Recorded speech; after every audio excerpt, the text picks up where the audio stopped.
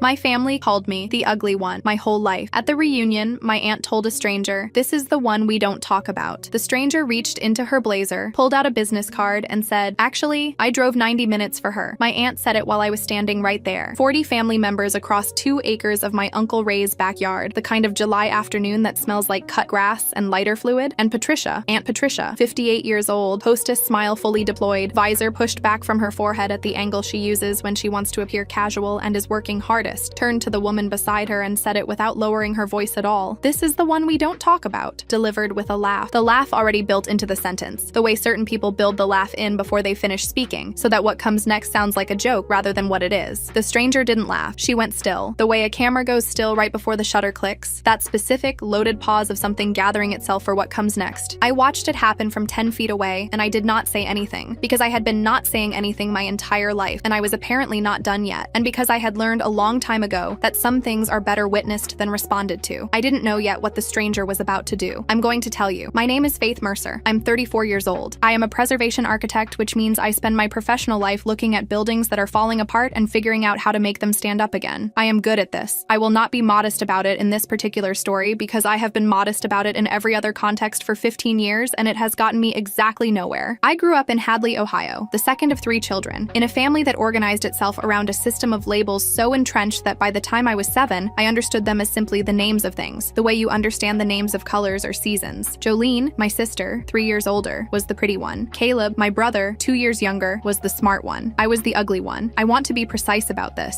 I am not saying they implied it. I am not saying I internalized something that was meant affectionately. I am saying that my mother used this phrase in front of neighbors, in front of my teachers at parent-teacher conferences, at the grocery store when she ran into someone she hadn't seen in a while. This is Faith, our middle one. She's the serious one. You know, the plain one. She varied the adjective occasionally, plain, quiet, serious, sturdy, but the function was the same. I was the one defined by what she was not. Our living room had 14 framed photographs. Jolene appeared in all 14. There was Jolene at her dance recital, Jolene on the beach in Hilton Head, Jolene and my mother in matching Christmas sweaters, Jolene at prom, at graduation, at her first job. I appeared in 3. In one of them, someone's thumb covered half my face, blurring me into the edge of the frame. I have thought about that thumb many times over the years, whether it was accidental, whether it mattered. At Jolene's high school graduation, my mother took 47 photographs. I know because I counted them later when the prints were developed. This was the era of film, of waiting, of holding the envelope at the photo counter. 47 photographs of Jolene in her cap and gown, in various arrangements with various people. At my graduation, I graduated with honors, valedictorian, full scholarship to study architecture at Ohio State. My mother took one photograph. She was looking at something off to the side. I am not in focus. The sketchbook was in a box in the attic. I was 16 when I found it, looking for something else, moving boxes, the specific aimlessness of a teenager alone in a house on a Saturday. It was a standard spiral-bound sketchbook, the kind sold in every art supply section, unremarkable on the outside. My mother's name was written on the front cover in her own handwriting, which I recognized. The year was 1984. She had been 18. Inside, buildings, dozens of them, floor plans with dimensions carefully noted, elevations in pencil, shaded for light and shadow, sections cut through walls and roofs to show structure, not the drawings of someone who found architecture interesting, the drawings of someone who understood it, who understood not just how buildings looked, but how they stood up, how load traveled through a wall, how a roofline related to the space beneath it. She had studied for 1 year at community college before she got pregnant with Jolene. The textbooks had gone into a box. The sketchbook had gone into a box. And 16 years later, she had a daughter who said she wanted to study architecture. And every time I said that word in our house, I watched something cross my mother's face that I couldn't name then and can name now. I was a mirror she couldn't bear to look into. I want to be compassionate about this. I have spent years trying to be compassionate about it. A young woman who gave up something she loved and spent the next 2 decades watching her younger daughter pursue the exact thing she'd lost. I understand why that is painful. I understand why it might generate something complicated. What I cannot be compassionate about is that the complication was directed entirely at me for 34 years in the form of labels and erasure and a single out-of-focus photograph. I left for Columbus at 18 on a full scholarship. My mother's reaction, "That's not really a career for someone like you." I did not respond. I went anyway. The career was built the way most real things are built. 1 layer at a time, without fanfare, in towns where nobody was paying much attention. My first major project at 23 was a Carnegie Library in Millhaven, a dying mill town in eastern Ohio that had been watching its own decay for 30 years. The library had been closed for a decade. The roof had been failing for 15 years before that. The town had no money and a lot of history, and a library board of 6 people who had spent 4 years applying for every preservation grant that existed and had finally gotten enough to do something real. I was the something real they hired. It took 2 years. It nearly broke me in the first winter when we opened a wall section and found water damage that redrew the entire project budget. I slept in my car twice during the permitting process because the drive back to Columbus wasn't worth it. I learned more in those 2 years than in all 5 of graduate school. The town held a ribbon cutting. The mayor read a statement. The library board gave me a card signed by every member. My family didn't know about it. I had mentioned an early preservation project at Thanksgiving the year before, and my mother had said, "That's nice, honey. Can you pass the cranberries?" And my sister Jolene had called it a hobby, and I had decided that was the last time. Not out of drama, just math. The cost of sharing exceeded the return, so I stopped. The courthouse in West Virginia came next, a 1903 Romanesque revival that a county commissioner had been fighting to save for 11 years and finally had the political capital to act on. The church in Ohio, where 63 families wrote letters to the State Preservation Office asking them to recognize the architect. I have those letters. They are in a folder on my desk. I have read all 63 of them, 11 buildings across 4 states in 10 years. My father knew. I found out by accident during his stroke recovery 2 years ago when I was staying in my parents' house for 3 weeks and helping my mother manage the logistics of his rehabilitation. I was looking for a pen in his desk drawer and found a folder. Inside, press clippings, 8 years of them, printed on his slow home printer, the kind that takes 40 seconds per page. I could tell because the ink was slightly uneven in the way of a machine that runs warm and patient. The URLs wrapped across 3 lines the way they do when you copy a web address into a document without formatting it. Photographs of my buildings, the Millhaven Library opening, the West Virginia courthouse, a short profile from a regional architecture journal. He had printed everyone, filed them in order, kept them under his tax returns. He had never shown anyone. He had never told me. I put the folder back exactly as I found it, and I went to the kitchen and I made coffee and I stood at the counter for a long time. My father cannot walk without a cane now. He has a folder in his desk drawer with 8 years of evidence that he was paying attention. He kept it to himself for reasons I haven't asked him about and may never ask him about because some things are between a person and the choice they made, and what I know is that he kept it, and that is a kind of love, even if it is an imperfect one. I went to the reunion for him. Nora Whitfield had been emailing me since April. She